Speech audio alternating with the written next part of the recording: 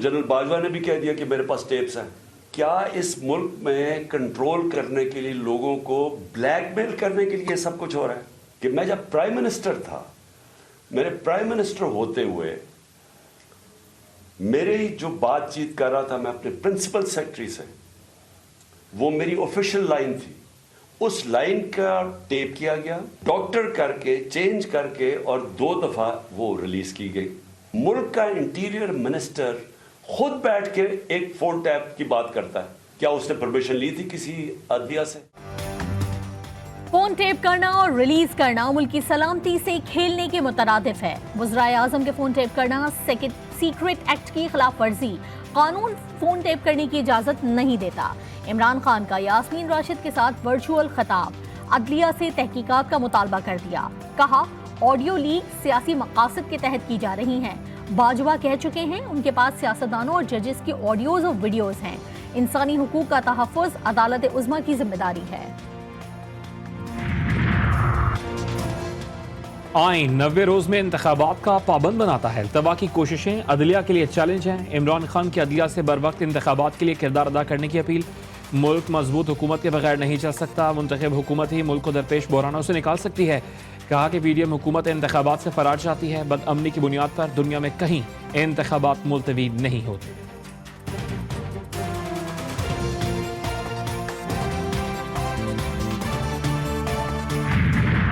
जा रही हूं और मैं कोर्ट के अंदर से जाके ये सारे सवालों का जवाब दूंगी। जो मेरी राइट है वो उसके ऊपर बहुत बड़ा हमला हुआ। यास्मीन राशिद का ऑडियो लीक के खिलाफ अदालत जाने का हतमी फैसला। कल अपने बुनियादी हुकूक के तहफ़्फ़ुज़ के लिए अदालत जाने का ऐलान। कहा उनके ऑडियो लीक में कोई नामुनासिब बात नहीं। उनका फोन टेप करके रिलीज करना संगीन जुर्म है। बुनियादी इंसानी हुकूक की खिलाफ वर्जियों के खिलाफ अदालत से इंसाफ की उम्मीद है।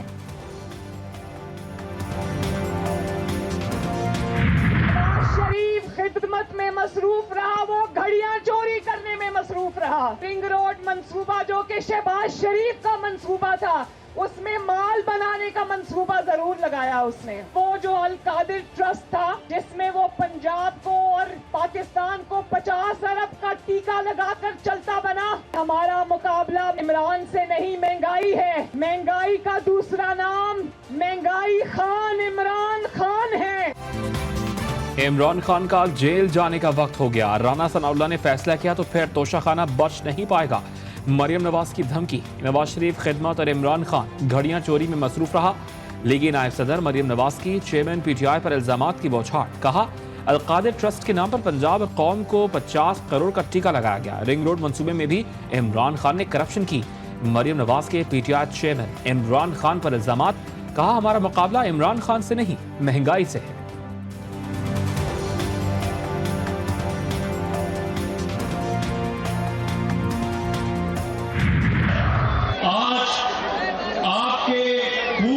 शहर का एक बदसूरत इंसान, पिंडी का शैतान, ये कह रहा था कि मुस्लिम लीग इलेक्शन से भाग रही है। मैं उसे कहता हूं कि पिंडी के शैतान, ये देखो, ये पिंडाल भरा हुआ है मुस्लिम लीग नून के वर्कर से। खूबसूरत शहर का बदसूरत इंसान कहता है नून लीग इलेक्शन से भाग रही है। पिंडी के शैतान को इलेक्शन में हराएंगे। वजीर दाखिला के शेख रशीद पर ताक ताक कर वार। तंजीमी कन्वेंशन से खिताब में बोले इलेक्शन निगरां हुकूमतें ही कराएंगी। बेशरम इंसान छुपकर जेल भरो तहरीक की बात करता है।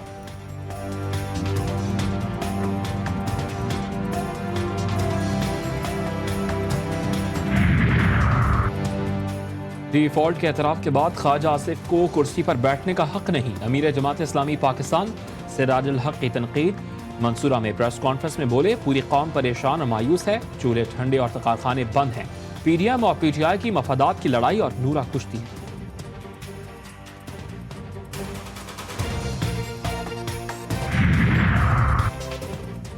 निगरां हुकूमत में तमाम फैसले गवर्नर की मर्जी से हो रहे हैं। मुशीरों की तैनाती के मामले में एतमाद में नहीं लिया जा रहा। खैबर पख्तूनख्वा के निगरां वजीर आला फट पड़े। किसी भी सतह पर मुझसे मुशावरत नहीं की जा रही। आजम खान का शिकवा। मुशीरों की तैनाती पर निगरां काबीना में भी इख्तलाफात। नैयर बुखारी के बेटे को मुशीर लगाना आवाम से मजाक है। पीटीआई का जरार हुसैन को ओहदे से हटाने का मुतालबा। पंजाब और खैबर पख्तूनख्वा में ज़िमनी इंतखाबात की तारीख का मामला तय न हो सका। सदर मुमलिकत आरिफ अलवी का इंतखाबात की तारीख के हवाले से तलब करदा इजलास मुतनाज़ा। इलेक्शन कमीशन ऑफ पाकिस्तान की इंतखाबात से मुतालिक ऐवान सदर को मुशावरती अमल का हिस्सा न बनाने से माजरत। ऐवान सदर को एक और ख़त लिख दिया। आर्टिकल 105 के तहत असेंबली के इंतखाबात की तारीख गवर्नर दे सकता है, इसीलिए पंजाब और KP गवर्नर्स को खत लिखा गया। खत का मतलब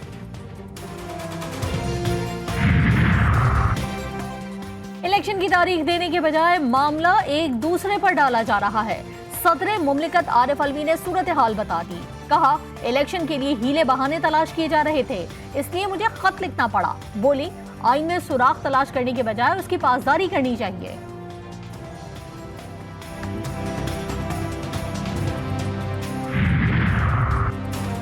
आरिफ अलवी सदर पाकिस्तान बने, इमरान खान के तर्जुमान न बने। वफाकी वज़ीर दाखिला राना सनाउल्लाह का रद्द-ए-अमल। कहा, सदर मुमलिकत का इंतखाबात की तारीख के ऐलान से कोई सरोकार नहीं। Arif Alvi election commission of Pakistan के आईनी इख्तियार में मुदाखलत कर रहे हैं। इमरान खान सदर के मनसब के जरिए इलेक्शन कमीशन को दबाव में लाने की कोशिश कर रहा है। सदर अलवी को कहता हूं कि मंडे के दिन इलेक्शन की तारीख दे, वरना इस्तीफा दे। बहुत हो गई है इस कौम के साथ। आईनी तौर पर सदर अलवी साहब इख्तियार रखते हैं, मंडे को लेट कर दिया है। मैं तो इसलिए हफ्ते को आया था कि शायद ये जुमे को ही अलवी साहब उसको बुलाएं। मरियम नवाज शरीफ ने कहा है कि ये मेरी हुकूमत नहीं है, तो फिर जुर्रत करो, बताओ किसकी हुकूमत है। सदर मुमलिकत कल तक इलेक्शन की तारीख दें, वरना इस्तीफा दे दें। शेख रशीद अहमद ने आरिफ अलवी से बड़ा मुतालबा कर दिया। मीडिया से गुफ्तगू में कहा, आईनी तौर पर सदर मुमलिकत इलेक्शन की तारीख दे सकते हैं, कल इलेक्शन की तारीख दें या फिर इस्तीफा दें। मरियम नवाज ने कहा है कि ये मेरी हुकूमत नहीं है, जुर्रत करो, बताओ किसकी हुकूमत है और कौन लाया है। आरिफ अलवी को अपने ओहदे और ऐवान सदर के किरदार को समझना चाहिए। टाइगर फोर्स के मेंबर की तरह काम नहीं करना चाहिए। वजीर इत्तलात सिंध शर्जील मेमन की भी आरिफ अलवी पर तनकीद। ट्वीट में कहा, सदर मुमलिकत अफवाज पाकिस्तान के सुप्रीम कमांडर भी हैं, लेकिन बदकिस्मती से सदर का बेटा मुसल्लह अफवाज के खिलाफ सोशल मीडिया मुहिम में मुलविस है। इनको शर्म आनी चाहिए।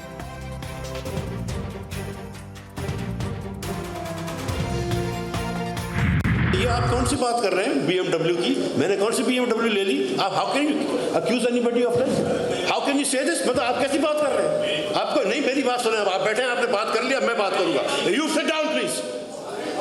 How dare you talk to me about this कि BMW मैंने ले ली? आपको नहीं, आप देखें, एक मेरी बात सुने। मैं इस मुल्क में 5 महीने जेल में गया हूं। मैं 5 महीने जेल में गया हूं without being ever guilty of anything. गलत सवालात की वजह से हमें जेल की हवा खानी पड़ती है। मिफ्ता इस्माइल सहाफी के सवाल पर सीख पा। कराची लिटरेचर फेस्टिवल में कहा, कौमी खजाने से कभी अखराजात नहीं चलाए। सियासतदानों से उल्टे सीधे सवालात का सिलसिला बंद हो जाना चाहिए।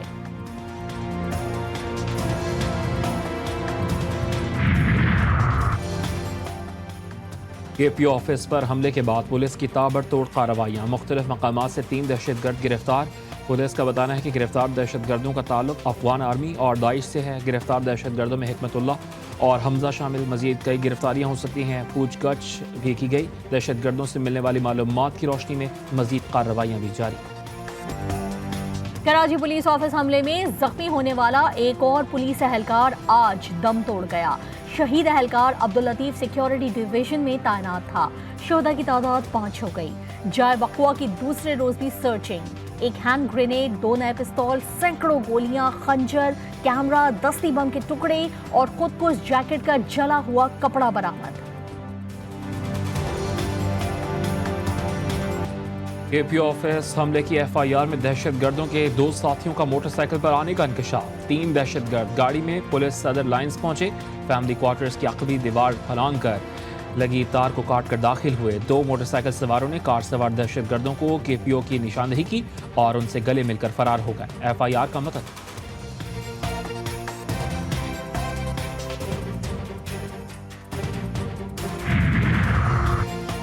पेशावर में मामूली तकरार पर इस्लामिया कॉलेजिएट स्कूल के चौकीदार की फायरिंग से प्रोफेसर बशीर जाँ बहक। इंग्लिश के प्रोफेसर बशीर की चौकीदार से पुरानी चपकलिश थी। यूनिवर्सिटी से निकलते ही तलकलामी पर झगड़ा हुआ, जिस पर गोलियां चल गईं। भाई की मुद्दत में चौकीदार शेर मोहम्मद के खिलाफ यूनिवर्सिटी कैंपस में मुकदमा दर्ज।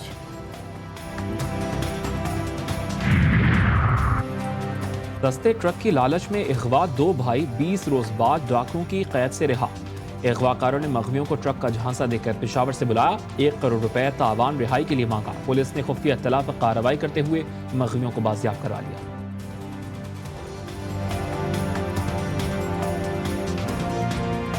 मिनी बजट ऐवानों से मंजूर न हुआ, लेकिन दुकानदारों ने नाफिज भी कर दिया। मुल्क में हर जानिब महंगाई का तूफान। कहीं आटा आवाम को मुंह चढ़ाने लगा तो कहीं दूध के नर्ख आसमान को छूने लगे। बीफ, मटन, मुर्गी का गोश्त, दालें, सब्जी, हर शय की कीमत में ऐसी आग लगी कि आलामान। गरीब और मुतवस्सित तबके के लिए 2 वक्त की रोटी भी मुश्किल। महंगाई तो दिन ब दिन बढ़ रही है, तनख्वाही में इजाफा नहीं हो रहा। महंगाई में बहुत ज़्यादा इजाफा हो रहा है।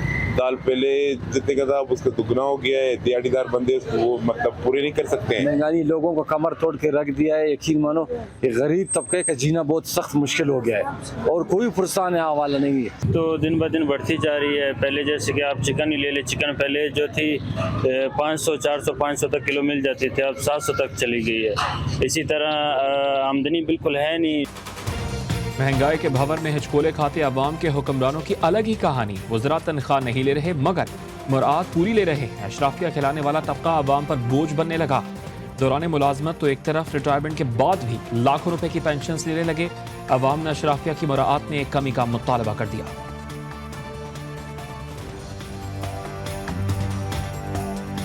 आवाम को ये लोग रिलीफ नहीं दे रहे, अपने वज़रा को, मुशीरों को, अपने आप को ये रिलीफ दे रहे हैं। बड़ी बड़ी गाड़ियों में घूमते हैं, बंगलों में रहते हैं, अपने साथ 50-50 गार्ड घुमाते हैं। तो ये आवाम पर जोर, उसका सारा जोर आवाम पर निकलते ही अपनी अयाशियों में लगे। हमारे इधर MPA हो गए, मिनिस्टर हो गए, वो आवाम के टैक्स के पैसे ज़ाया कर रहे हैं। एक MPA होता है, उसके साथ 50 गाड़ियाँ होती हैं, उसके साथ 100 पुलिस वाले होते हैं। उर्दू के सफर को अंग्रेजी का सफर बना दिया गया। घूमना फिरना तो दूर, अब खुशी गमी में भी जाना मुश्किल। इंट्रासिटी गाड़ियों और बसों के किरायों में इजाफा। कराची, लाहौर, पेशावर और इस्लामाबाद से मुख्तलिफ शहरों को जाने वाली बसों के किराए बढ़ गए। पोस्टर और हाई एस मालिकान ने भी मनमाने किरायों की वसूली शुरू कर दी। ट्रांसपोर्टरों का तो बेड़ा गर्क हो गया है। बिल्कुल बहुत ज़्यादा मुश्किलात का सामना है आजकल। पैसेंजर भी ख़त्म हो गया है और गाड़ियों की तो बचत ही बिल्कुल ख़त्म हो गई है। ये ट्रांसपोर्ट माफिया भी एक बहुत सरगर्म माफिया है। पेट्रोल की कीमतों में सिर्फ चंद फीसद इजाफा होने के बावजूद ये किराए में तकरीबन 20 से 25% इजाफा करते हैं। नको नौकरी नको मजूरी, भला बच्चन जी कजे की पूरी, महंगाई दी वधी वया है। जाम शोरों में महंगाई के खिलाफ शहरी बच्चे फरोख्त करने लगे। सदाएं लगाते हुए घास खाकर एहतजाज। शहरियों का कहना था कि महंगाई में इतना इजाफा हो गया है कि वो बच्चे नहीं पाल सकते। मजबूरी में बच्चों को फरोख्त कर रहे हैं। हुकूमत बेहिस हो चुकी।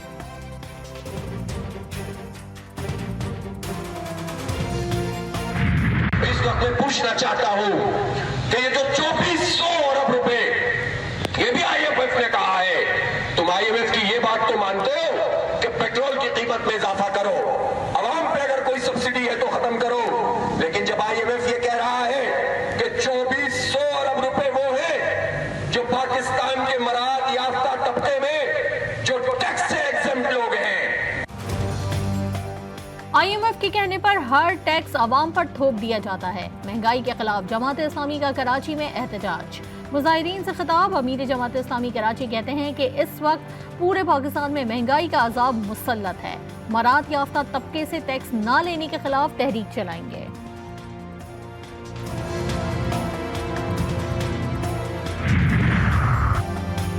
MQM पाकिस्तान ने ज़िमनी इंतखाबात में हिस्सा न लेने का फैसला कर लिया। GTV न्यूज़ की खबर की तस्दीक। GTV न्यूज़ ने MQM पाकिस्तान के ज़िमनी इलेक्शन में हिस्सा न लेने की खबर दी थी। ज़िमनी इंतखाबात में हिस्सा न लेने का फैसला राबता कमेटी के इजलास में हुआ।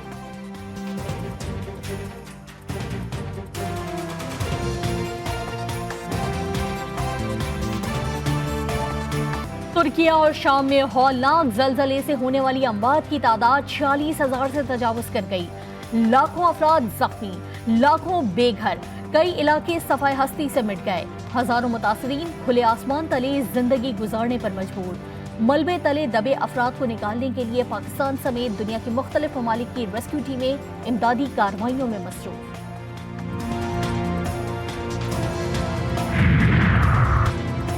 सहूनी रियासत इजराइल की रेशा दबानियाँ जारी। जालिम फोर्सेस ने दमिश्क एयरपोर्ट के करीब रिहायशी इमारत पर मिसाइल दाग दिया।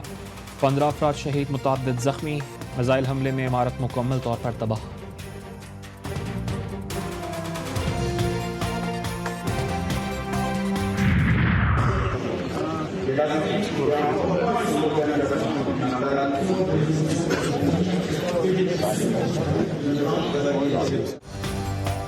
इसराइली मजालिम पर आलमी तंजीमें भी खामोश न रह सकी।